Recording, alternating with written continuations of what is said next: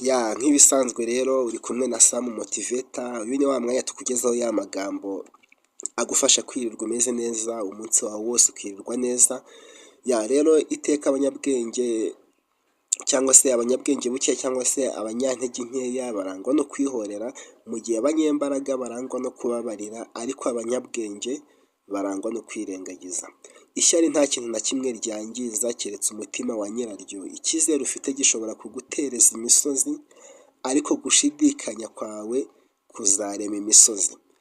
Ni ukuvuga ngo nugira icyizere ku kintu, icyo kintu gishobora kuzagutereza imisozi bitewe n'uko wacyizeye kikagutereza imisozi, ariko nutacyizera noneho ukaguma gutyo gusa, ibyo ubwabyo biziremera imisozi imbere yawe.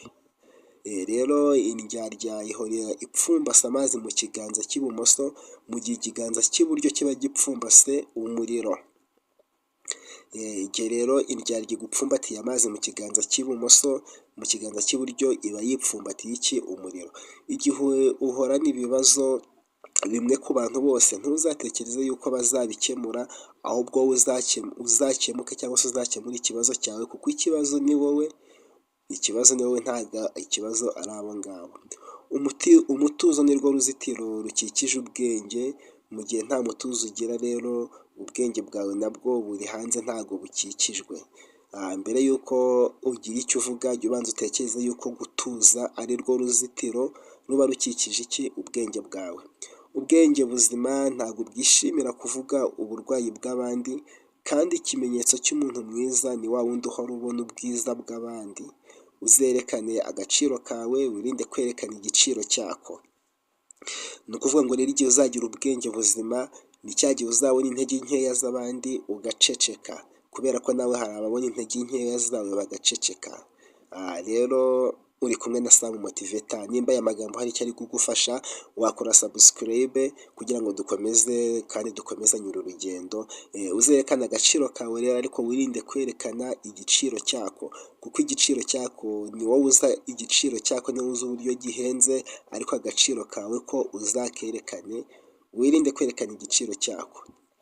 Amaso y'impumyi areba neza kuruta umutima wahumye. Iki kintu sinzi nimba mucyumvise, amaso yahumye areba neza kuruta umutima wahumye.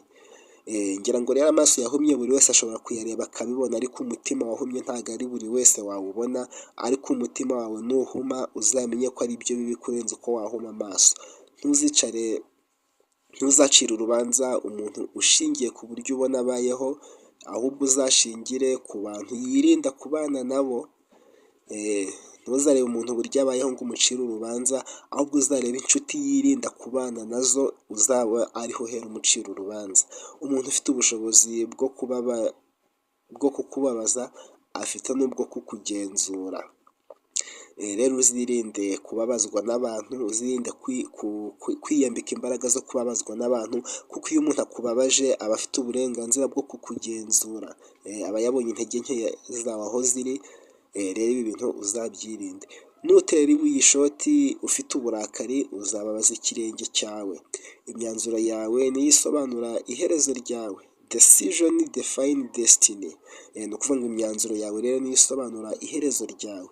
Ntabwo ibyo utekereza ari ryo herezo ryawe, ntabwo ibyo upanga ari ryo herezo ryawe, ahubwo umwanzuro ufata niwo usobanura iherezo ryawe. Ibanga ryo kubaho wishimye ni uko utangira guteganya ibintu bikeya biturutse mu bantu, ugatangira guteganya byinshi biguturutsemo wowe ubwawe. Niryo banga ryo kubaho wishimye muri iyi si. Mbere y'uko uteganya ibintu byinshi biturutse ku bantu, akazi, ubufasha, ibiki byose, uzateganye bikeya biturutse mu bantu, ahubwo uteganye byinshi biguturutsemo wowe ubwawe. Uzaharanire kuba umuntu mwiza binyuze mu kubabarira abaguhemukiye, ariko ntuzakore ubugoryi bwo kongera kubizera ukundi. Ni ukuvuga ngo umuntu naguhemukira, uzihangane umubabarire kandi umubohore koko, ariko ntuzakore ikosa ryo kuzongera kumwizera. Kuko kuba wamubabariye ntibikuraho ko, ntabwo bivuze ko ugomba kumwizera. Ashobora kongera kuba inshuti yawe mu buzima bwawe, ariko ntabwo ugomba kongera kumugirira icyizere, kuko n'ubundi aba yaraguhemukiye umwizeye. Rero na nyuma yo kumubabarira, ntuzamwizere, gusa uzamubabarire ariko apana kumwizera.